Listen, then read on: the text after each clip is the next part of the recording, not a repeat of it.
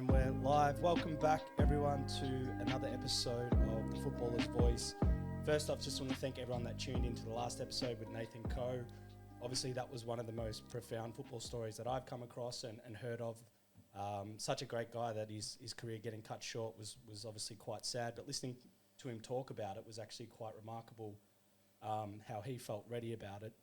As I did say in the early episodes, we are going to be doing episodes across a bunch of athletes across the W League, Matildas, A-League, Socceroos, which we're definitely doing, but even some of the most profound football stories. And I think we've got probably one of the most profound I think I've ever come across in my life in Rebekah Stott. So it's a pleasure to have you on the show. Oh, thank you so much for having me. No, my pleasure. How you going anyway? Yeah, I'm going all right.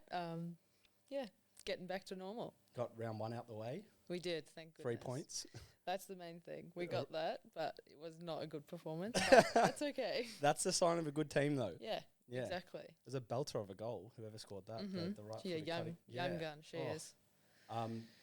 So how's it been being back on the grass? Like, how's it, obviously quite long pre-seasons, as we've touched on this show before, but it must be good just to be able to play some games and for you in general, just to be back out there kicking football again. Yeah, I think it's amazing just to be out with the girls back in the football field. It's something I set my mind to, and to be back on the field is so nice. It's my happy place. It's where I love to be. So, yeah, it's amazing. Do you just forget, like, everything that's possible off the field when you're on there? You kind of have to be present, don't you? Yeah, definitely. Yeah. It's just, I don't know. It's just a great feeling. Yeah. We were talking about before we jumped on there how you're a number 6 now. So I feel like you have to be present in that position of all, because especially when you're playing for Rado, that's obviously a pivotal position in regards to starting play. How have you found that? Because you're obviously naturally usually a defender. Yeah, it's so different. Being the centre back, you literally just have to look forward. Pretty much. So being as a 6, you have to look all around you. Always be aware of where you are and where others are. Yeah. So it's very different, but I'm going to grow into that position, and hopefully I can grow quick. Yeah, definitely. So is that the first time you've played it, or have you played it before and this has kind of become more permanent now? I haven't played it like in a professional environment. Okay. I played when I was younger a little bit, but I like to drive out when I'm a centre back, so I am comfortable going up the field. So hopefully, I can do all right there. Oh, fantastic. Yeah, you've lived a hell of a life for a 28-year-old. Like, in all honesty, it's amazing. And we're going to go into your inspiring story, which some of the listeners may be aware of, some may not be, but I'm definitely grateful for your, obviously, candidness and vulnerability to be able to share it. But before I go into that, like, you've actually had an incredible football career. Like, I feel like you've achieved everything at quite a young age in the women's game, which is, insane. And you've done so much, as I said. So I'm keen to understand what really grew your love and affection to football, and when you sort of realised that was the path that you wanted to go down. Yeah, I had 4 brothers growing up, obviously. So that's why you're a centre back. So you know how to tackle and hurt people. Oh, yeah, definitely. But naturally just went in and played soccer with them, and I just loved it. And then kept playing, and I never had a doubt that that's what I was going to do with my life. Really? Yeah. So, I mean, I just kept going. And then once it actually became a career option, I was like, yes, this is what I want to do. Yeah. I actually went to uni for 2 days, and I was like, no, this is not for me. What were you going to study? Sport and industry. Oh, okay. And I was like, nah. I'm going to play pro. Yeah, I'm not like uni. Don't get me wrong. We're not trying to say don't go to uni, but it's a different. Not for everyone. It's a different world. Mm-hmm. I feel like when you go to the University of Football, it's very hard to understand, normal things outside of like education and stuff like that, because it is a little bit different. Yeah, like you're so used to kicking a ball, which is pretty cool. Yeah, and I wasn't really interested in school and uni. No, not your thing. Nah, not at all. Or if you didn't play football, what did you have any idea what you would have done, or no, not so much? I still don't think I would have gone to university. I think I would have found something else. But probably not through study. Okay, yeah. Just maybe you're an entrepreneur then. You just create your own path. Yeah, I'd like to think that. I've actually got some stuff we're going to talk about that probably represents that. But you were born in New Zealand. Yeah. But I've also noticed that you spent time playing for the youth teams in Australia before you obviously made the decision to represent the New Zealand national team. Yeah. So how did that sort of journey happen? How was it growing up in New Zealand, I guess? Yeah, I mean, I loved it. It was so cool. I had such a good childhood growing up in New Zealand, always playing outside with my brothers, and it was cool. And then my parents went for a holiday to the sunny coast and visited Dad's brother, I think. And they came back and they're like, "We're moving." I was like, "What? No, I don't want to go." How old were you at this point? I was 11. 11, okay. And like, we big rugby supporters there. Huge. So I hated the Wallabies and I was like, I don't want to move to Australia. But then, we moved over here and I loved it. It was great. And there's probably a lot more opportunities here than back home in New Zealand. But then, I kept training, kept playing and got selected in the under-17, under-20 teams and then jumped the ditch. Cross back over. Yeah. I don't know how I feel about it. No, but in all honesty, actually what you've achieved with the football Ferns is unbelievable as well.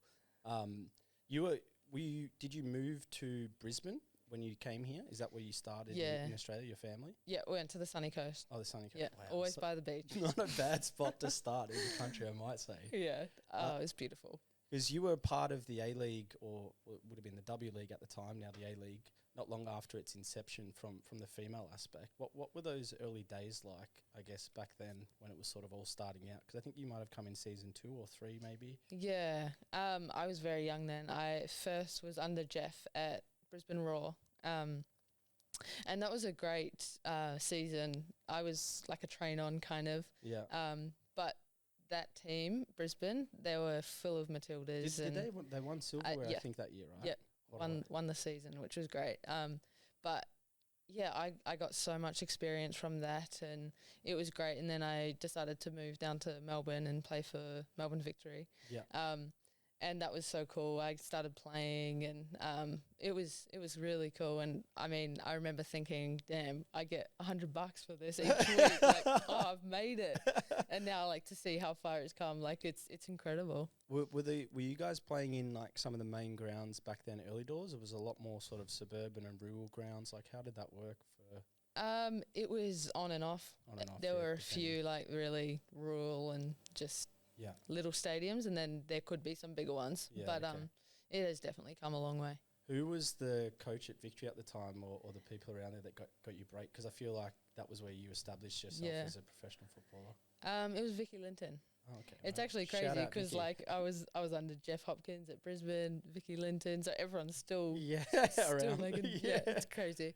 And Mike Mulvey when he was here. Oh wow, Mike was like one of the best coaches I ever had. Oh, I loved him. He was insane. Yeah, he was my he actually gave my debut in the A-League. Wow. There you go. Crazy. Yeah, Small world. Small world. Yeah, he's a remarkable coach. Mm-hmm. One of the most notable things was, I guess, your move to Melbourne City in 2015. Like, I feel like that was a huge move for you at the time, but also, if you look back and the success and the quality of teams that have happened there, like, that's been probably one of the best decisions you've made. How did that originate? I was at the World Cup in Canada 2015, and I'm good friends with Steph Catley, and she was like, "Oh, Joe wants to talk to you. He's the new coach of Melbourne City." So I was like, "Oh, jump on a call," and he pretty much just sold it to me. He said, "The club, like, it's going to be amazing," and he's like, "Do you want to come?" And I was like, "Yep, sign me up." Wow.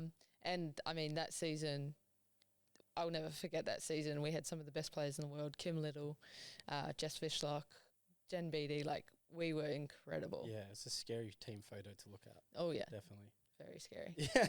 What was it like working with the famous Joe Montemurro? Obviously, his success overseas has now kind of got him more attention, but a lot of people domestically knew how good he was. What was it like playing for him? I loved it. I think him as a coach, he understands the importance of players being happy. Yeah. I think that's so key, and when you're under him, he lets you enjoy it. He makes sure that everyone in the team is happy, and I think that showed on the field, like the way we play. Now, we're pretty lucky. This is our 3rd episode, so again, thank you for coming on. But our first episode guest was Scott Jamieson, and you're our 3rd guest, and we've had now both the leading appearance getters for Melbourne City across male and female. This is why I said it was like such a a great move for you, because you've obviously stayed there for so long and played so many games. Like, it's pretty insane for you, don't you think? Like, to be able to say that. I mean, the club's been amazing to me. I've been there. I think this is my 6th season, and 4 championships and that. And yeah, I think the way they treat us has really raised the standard for all the teams in the league. Yeah. So I'm so happy to be there and honoured to have that record. Honestly. And have you enjoyed being at the new training grounds? Jamo kind of gave us a bit of an insight. And What did he say about it? he said it was amazing. Yeah, it's great. He said that it was obviously different from Latrobe with a bit of a travel, but I think it is far away, but I think once it's completed, it will be amazing. Yeah, the plans for it sound crazy. Yeah. Hopefully that's like a benchmark for the other clubs to follow. I feel like it will be. Yeah, I really hope so. Yeah. One of the things is I was going to talk about, you kind of mentioned it there, but if I was a betting man, I'd be looking at what team Rebekah Stott's in regards to the A-League, because I think you've won like 5 premierships and 2 championships across your career, which if we think back to when you started in 2010 or 11 to now 2021, like you've pretty much been a part of silver almost every season. So one thing for me, obviously a lot of people talk about having good players is important, but how much is it having like a good culture and a good coach to complement that? I think it's huge. Having a good culture is everything. Yeah. If your team's not happy, it shows on the field. So I think Rado does a great job at that, really making sure that we're a together team. Yeah. Like this year, we don't have stars like we did a couple years ago with all the Matildas and everyone, but we have a really good, young, talented squad. Yeah. And the way we train, it includes everyone so that we're a team. So, I mean, I hope it's successful this year. Definitely. Well, odds are saying that it probably will be. I think we're a bit of the underdog this year, to be honest. Well, you got up, as I said, it was a great win. Ugly, but great win on the weekend. So hopefully that'll keep going. I think another massive moment for you, and I was joking with you off air, I'm like, Stott's almost like achieved everything in the game. But a couple of big moments for you were being a part of like global major tournaments, the Olympics, and obviously the World Cup you touched on. Can you give us some insight into what it's like being at those tournaments, obviously on a world stage representing your country, like a high-pressured environment in some regards as well? I think that's what we play for, to be at those major events. And, I mean, those are the highlights of my career, is like going to the Olympics and playing in the World Cup. Like, there's no better tournament. There's no better feeling. So I just remember 2015 when I scored a goal at the World Cup. I think whatever happens in my life, I've got that title. I can say, well, I scored a goal at the World Cup, you know. People have to look at that goal, by the way, as well. Because you're technically a defender, and you scored a on the half volley on a tight angle. And I'm like, there's some technique there. So that's maybe why you're playing as a 6 now. Oh, don't know. Well, what was that? What was the 2015 World Cup like? Because you played almost every game, every minute, I think, for the Kiwis at the time. It was really hard. We played some really good football, and then we had to win that last game against China, and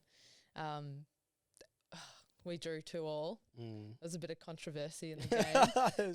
Still a bit of bad blood there. I mean, if there was VAR back then, we probably would have won. So really? It's like, it's frustrating, but it was such a good experience, and I love going to those tournaments.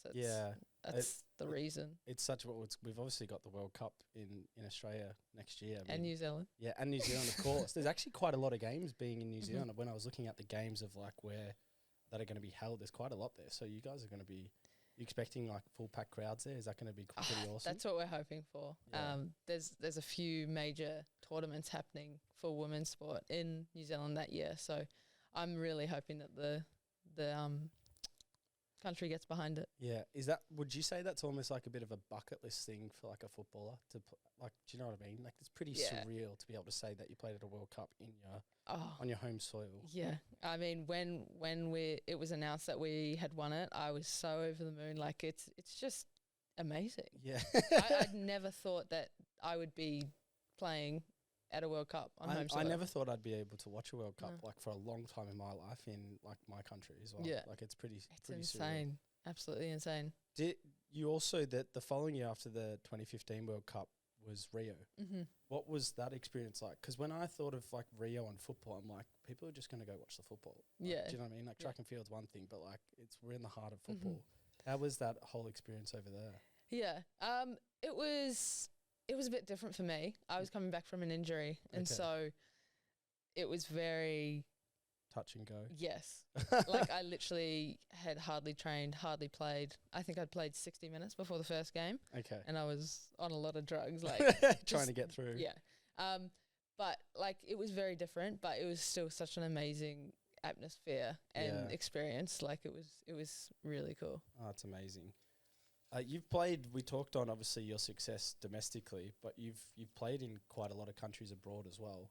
One thing I'm always interested in is like, especially when you go to like other countries where football's obviously different in each place and the styles and all of that, but the language barriers as well. Like how did you find playing abroad in the various countries that you had? I love it. I love embracing the cultures of the countries that I go to. I was in Germany for 2 years and I eventually went to German language school. Can you speak any German now? Ja, ich spreche Deutsch. Wow, ich heiße Jake. Oh, ich heiße Stotty. Oh, there you go. No, so it's cool. I love, really experiencing it. Yeah. So I try and make the most out of where I am living. Yeah, because where else you played? Was it America? Was it Norway as well? Norway and England now. Time in the UK too. Yeah. Wow, that's pretty crazy. I think I just want to acknowledge the next phase of this conversation has probably already been well documented, but I'm really keen to, I guess, go back to the period in your life where I guess things started to take a little bit of a turn, and you obviously were you in playing domestically when you first sort of realised something was going on with your neck, or what was that sort of like? It was actually last year in the lockdown. In the lockdown, okay. Were you in Oz or were you back home or were you? Yes, I was in Melbourne. Okay. It was after the season, so I think around June or something. And I felt a little bit of a lump on my neck. It was tiny. Yeah. And I'd been doing like home workouts and like just trying to stay fit. Yeah. And yeah, I was like, oh, maybe I pulled a muscle or something. But so I went and got a biopsy, and he said it doesn't look bad.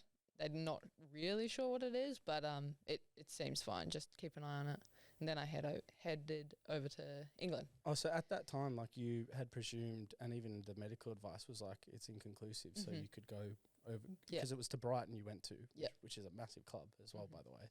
It was sick. Yeah, that would have been awesome. Like to play in the UK. That's been a bucket list of mine I've never achieved. So kudos to you. Oh, it was so amazing while I was there. Yeah, exactly. So when you were over there, did you start to realise obviously it was more serious or? Yeah, I mean it grew, and it got to the point where it was pretty big. It was on this side of my neck and under my collarbone. So it was like, okay, like something's really not right here. And then so I went to see the doctor there, and she was like, we need to get a biopsy, and then that started the long process of really trying to figure out what it was. Yeah, okay.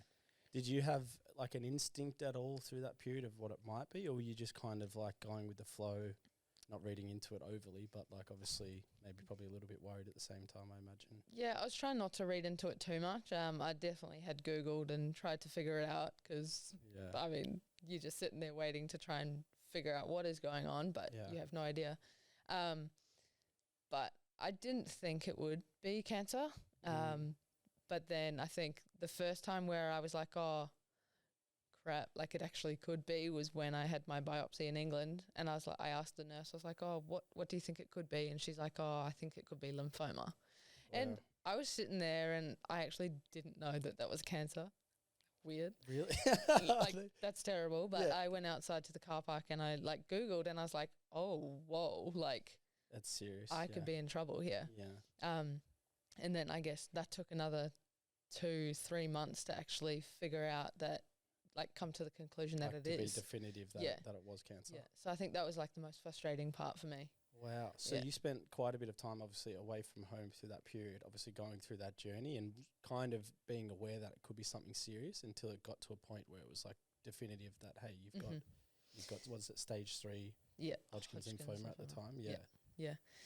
Oh, that's pretty full on, Yeah, it was crazy. I mean, I had the support of my team and my friends around me. So I think that made it a lot easier. I was also in contact with the doctor from Melbourne City, so he had known about it the whole time, which also made it easier for me, I think. And he was able to set up things here for as soon as I got home. Right. But yeah, it was a hard time. So prior to that happening, I take it that you still were physically capable of doing most things because you obviously left Australia with the lump on your neck and you went there and you played some games over in the UK till it got to the point. So were you able to still play like fine? You didn't you didn't change your energy levels or anything? That's the weird thing. I felt physically fine. Literally the only thing was the lump on my neck. Yeah. I could do everything and I didn't feel fatigued. I just felt normal. Yeah, okay. So what point did you realise that, it's time to maybe move away from Brighton to come home to get like proper care and treatment? Yeah. So I had got the biopsy. Yeah. That was inconclusive. Then I had to wait again for another month, and then I got it surgically, a tissue taken out of it for them to send off to get tested. And then I think it was 2 weeks after that, they called me and said, we think it's lymphoma. We're not 100% sure yet. And I was like, wait, what? That's a hard. You can't just tell me you think I it is. Completely agree with you on that. It was hard. We need to have a word to that doc. Like, if you're going to make those phone calls, make it black and white. Yeah. And so I called up someone else. I was like, look, I need to know, like, if it is bad, I need to go home. Yeah, of course. And so one doctor was like, well, we're pretty sure it is. We're just trying to figure out what stage and what type. And so when I heard that, I was like, okay, let's go. Yeah, definitely. Obviously, it was really hard to get home then because of flights with COVID. So what period was this at? Like, what month if you could take us on a time scale? This was February of the 2021. Yeah. Right. This okay. year. So Yeah. were we in lockdowns? Was the world crazy at that point, or was it kind of easy to get out of the UK, hard to get into Australia? Hard to get into Australia. Okay. I think that's the issue. Yeah. Because the borders were closed technically. Of course, yeah. But there's a lot of good Facebook groups out there of people trying to get home. There's lots of good travel agents out there on those pages, and I reached out to a few of them, and they were able to get me on a flight home literally the next day. So it was literally like 24 hours, and I had to pack up my whole apartment and get to the airport. My God. So how was Brighton with you in that period? I can imagine obviously they would have been supportive, but at the same time they're losing probably a key player of their team too, so they'd have been like, oh shit. Yeah, they were supportive. They were good. I think it was probably November, and the coach came up to me, and I was set to play against Arsenal, I think it was, and she's like, are you okay to play? Knowing that I might have cancer, I might not. Like, she was like, mentally, are you okay? I was like, I'm fine. Like, really? So while that was going, was that maybe because that felt like a bit of a release for you from maybe the stress of what was potentially happening? Or? Yeah, and I think like physically I felt fine. So I was like, well, I want to play while I can, I don't want to just not play. And mentally I was fine. Yes, it was stressful, but I was okay. That's crazy. Yeah. So for me that's like your whole story is inspiring, and there's a few more layers to go into this, but like I can imagine your teammates, if you're playing with like a lump on your neck, like the reason why I say this, I played in the Olyroos with Dylan Tombides, who passed away with testicular cancer. Yeah. And we were playing in Oman, and I remember he was kind of, I don't know if he was going through chemotherapy at the time or coming into remission or something of that nature, but he obviously had lost all his hair. You could tell there was something not quite right with him. He'd lost a lot of weight. Yeah. But we played one of the teams. We were winning 1-0. And he came on in the 60th minute, and I was like, hot, so hot. And I just remember him running 40 metres to press like 2 defenders. They played it back to the keeper, and we all stayed back because we're dead. And he was just chasing down the keeper, and I'm like, oh my God. Jeez. Like, what am I doing? That's I can imagine maybe some of your teammates were like, well, if she's gone for tackles, like I better go in for him as well. Yeah, I mean, maybe. I think because it wasn't like a definite, I didn't have the answer then. Yeah. I guess it kind of went on as normal, but yeah, I mean, that sounds incredible. Well, yeah, it stayed with me to this day. Yeah. God rest his soul, because I was like, well, what can I complain about now? But at what point was it when you were coming home that like football became like almost really small and really irrelevant, and that perspective of the world just kind of diminished, of like that's not the most important thing anymore? Yeah, I think it was when I got that call saying it's probably cancer. Yeah. I think that's when it was like, all right, football can just sit here for a second. I'm just going to go figure out myself. Yeah. So yeah, it was like, let's get better. Let's find a cure, and let's get healthy. Has it now? Obviously, you're on the other side, which is unbelievable to see. But has it changed your perspective on football at all? Like in a sense of like, not really, to be honest. Yeah. I think I like. I enjoy my life. I do whatever I want, really. Like, I'm not going to do something because I don't know of some reason. Yeah. And so I don't think that's like really changed a lot. Yeah. It is nice and amazing to be back on the field, but I can't really say like it's changed. Yeah. Was there ever a point where, now I imagine there may have been, but just to get it from you, was there ever a point where you thought maybe like you won't go back on the football field? Or were you always kind of in your mind like, I'm going to get back? Oh, I was always like, I'm going to get back. I think when I started training, like the first 2 weeks, and I was just so cooked, I was like, oh, should I just retire? Just say, oh, not too hard. Yeah. But no, like it has been hard, like trying to get back to fitness and not trying to pull every calf every session. But no, it's so amazing. So how long was the time from obviously when you stopped to when you step back on the grass? What was the sort of time frame? I think my last game was in November or December. I can't remember. It's almost a year, to be honest. Just under a year. Okay. Wow, that's crazy. Yeah. That's a pretty quick turnaround. Like, it's remarkable in a sense. Yeah, and like I think back on what I went through and like me at my lowest, and I'm like, wow, that actually wasn't that long ago. Yeah. And I've made a lot of progress. Does that give you like some perspective on life in itself, I guess? Yeah, it's like crazy. We spoke about it off air. It was like, how cool is it to say you've beaten cancer? Yeah. Like what can anyone? No one can top that. Yeah. That's really 100%, remarkable. and I'll claim it.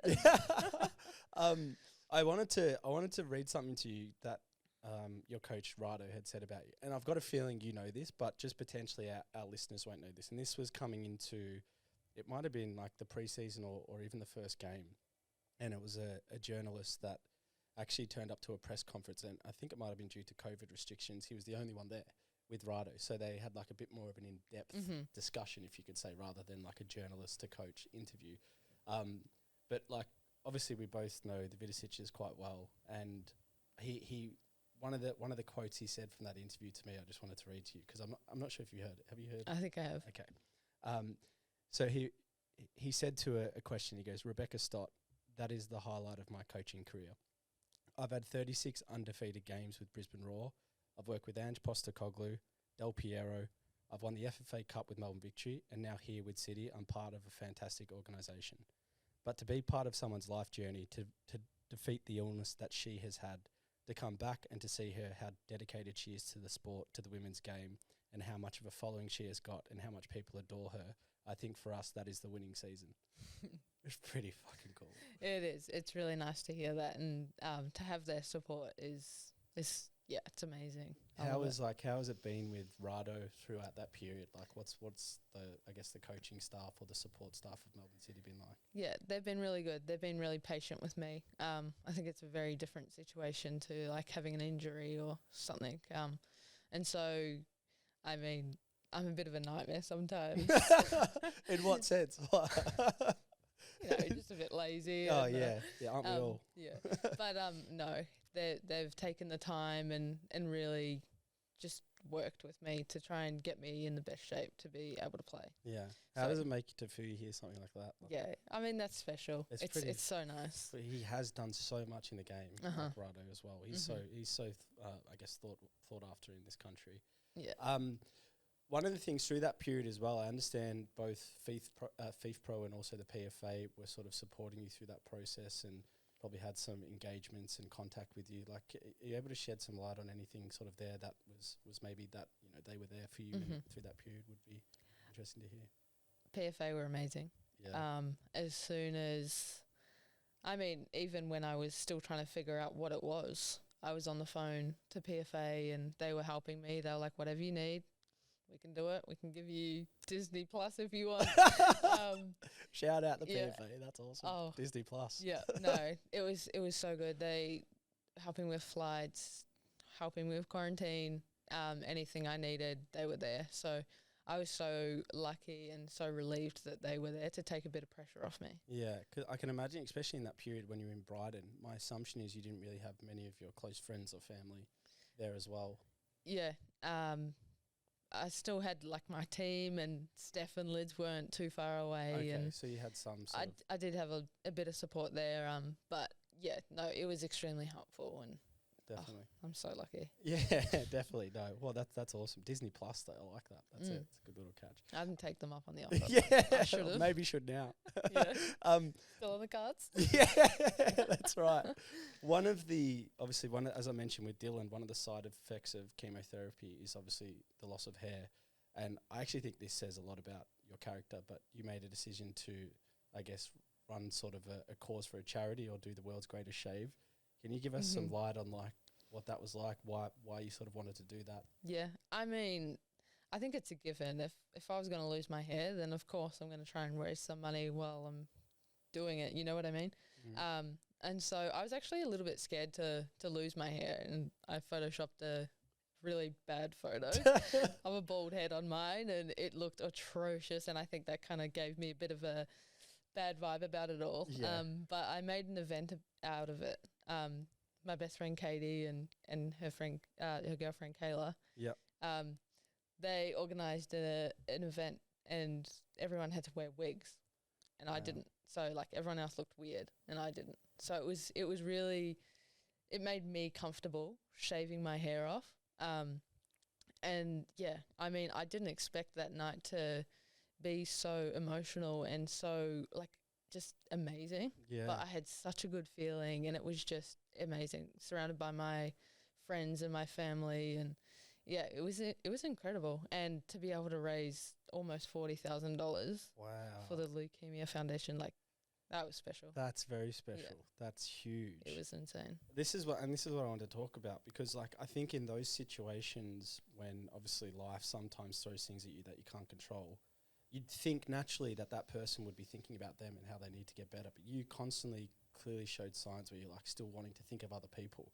And one of the things, and this is when I come back to the entrepreneurial side of you, was the study bag, which is like, when you talked about it, I was like, I would never have even thought of like something like that. But then obviously when you described like why it's relevant, I'm like, oh my God, what a thought, what an invention. So can you give some of the listeners some insight into, I guess, the study bag and I guess how that's going? Yeah, I mean, early days of my diagnosis and going to the hospital and having all this paperwork everywhere and carrying around a tote bag, I was like, no, I want to be comfortable. I want my special cancer bag that doesn't look ugly. And so I designed one, and I was like, you know what? People going through this crap time in their life deserve something nice and just to help them be organized and comfortable. And so, yeah, I designed a bag, and then I've filled it with different things that helped me go through my treatment. Yeah. So the idea is people can buy that for a loved one going through it, their family or their friend. That's very thoughtful. But I'm also doing an auction and raising loads of money for the bags to distribute to canteen and hospitals. Oh, that's insane. Yeah. They're great little bags. So are they like, can you buy them online, or is it like where? Yeah, you can buy them on beatitbystudy.com. There you go. That's a plug. See how we did that? It's nice. No, but they are really cool. And this is, I was like, so when you were going through this process and obviously having some really tough days in the hospital, I imagine from like a mental standpoint, you were still thinking of like how you can create something cool that could like, you know, help the industry or help the cause of like a really dark sort of illness. Yeah. I mean, from the beginning, I really wanted to share my journey to help people. Because when I was Googling, when I was going through it, there wasn't a lot of information that I could find. So yeah, I think I needed to share my story to help people who are going through something similar to what I did. But I mean, creating the bags also helped me. Like, it gave me something to focus on. Okay. That wasn't just, I feel so sick. I'm going through treatment. Poor me. Which is probably a really good point, actually. My gosh. It was so helpful. It was just the biggest distraction. That's awesome. Can you give us like just some insight? Like, what were some of those days like, I guess, where it was quite mentally tough? Like, what were some of the things that you would turn to? Was it be your family, your friends for that support, for that strength? Or was it maybe the study bag, for example? Probably my bed. Just give it a cuddle. No, my family and friends were honestly the biggest support. I was so lucky to be in that situation where I have such a good crew behind me. Yeah, I think they really helped me on those days. Definitely. Yeah. When did you come into remission? Like, when did you start to be sort of cleared of everything and I guess on the other side? Yeah, June. Wow. So, well, technically, officially July. Okay. But, so I was supposed to do 6 cycles and I'd finished my 3rd one. And then I walked into the doctor's office before my 4th cycle. And he's like, oh, are you excited for your last one? I was like, what? I've got 2 more after this. He's like, nah, you're clear. You don't need to do any more after this one. And I was like, what? That was the first you found out about it. That it was was just the the doc first. just dropping it on you lightly. Like and he's that. so casual. He's just like, yeah. God, that's a life-changing comment, Doc. I know. And I was like, oh my gosh. Because like on the 3rd week of that last cycle, like it's just awful. It's like really not nice. I was at the lowest point of the whole thing. So if I had to do another 2 after that, that would have been so hard. So I was like so thankful after that. Oh gosh, that's amazing. Mm-hmm. Well, it's amazing. Obviously, now you've come out the other side. You're back on the football pitch. Your story's been like grabbed by everyone, which is obviously rightly so, and I'm sure inspiring for me to honestly be able to talk to you about it. I feel like what am I complaining about? So, but we spoke. You've been you've been in Melbourne for quite a long time. I'm keen to understand like who Rebekah Stott is off the field. Like what are some of the things that you would do? You love this city, don't you? Oh yeah, I love Melbourne. I think it's definitely going to be my home. Yeah. I mean, coffee definitely is up there. You look like a coffee girl. Yeah, every single morning. Yeah. I just love the city. Yeah. Going down the beach. Yeah. Actually live 2 streets back, which is nice. Oh, that's handy. Yeah. Can you surf or anything? If you lived on the sunny coast, surely you've got something. I haven't really tried, to be honest. I do skate a bit. Oh, do you? Yeah. Oh. Longboard. Okay. Yeah. Is longboard like for the is that harder or easier? It's the one where you can like just really cruise. Cruise. Yeah. Okay. Yeah. Not hard. No tricks or anything. So do you have, outside of obviously football, do you have other things like other active interests? Like we've mentioned the study bag, which is cool, but do you have other things that like you've actually realised you're passionate about as you've kind of gone through life, or is it really sort of like football's like for you, you know, where you like to drive all your energy into? No, I definitely like to do other things outside of my football time, like training and stuff. I mean, I always come up with random ideas of things that I'm going to create and import or whatever, but this is the one that's stuck, so it takes up a lot of my time at the moment. Okay. But yeah. Oh, if we talk about just to finish off this season with Melbourne City, obviously you've got a big rivalry with Melbourne Victory. We saw them have a pretty good win in round 1 against Adelaide. I think you've got a couple games on the bounce against them coming up through the season. Like what's sort of your excitement about playing them, and then secondly also the season in itself for obviously a relatively new team? I'm so excited. Like rivalries are the best games to play in, the big derbies. So I'm so excited for those games. I'm so heartbroken for Kayla. Yeah, she's a good friend of mine. Shout out Kayla Morrison. Yeah, that's really I guess really harsh. Yeah, terrible. But no, I'm really hoping that our team can prove a few people wrong, and really show what the future of football in this country looks like, because we've got such a young team with such great talent coming through. Yeah. So yeah, I hope we can play some nice football. I can imagine you got a bit more of like a leadership responsibility now with the younger group. Like it, do they? I wouldn't say that. I'm too much of a joker, and you know, for that. But I do like to give the young ones bits of advice here and there. Yeah. So you're kind of like the cool vet where like you don't say too much, but like you just do it, and that's kind of your way of leading, I guess. Yeah. I can be a bit of an idiot, but I can also be serious, and I think I can give some good advice at times. Oh, it's amazing. Well, honestly, episode 3, Footballer's Voice, Rebekah Stott, it's been such a pleasure talking to you and learning more about you, and obviously documenting your journey, which you did.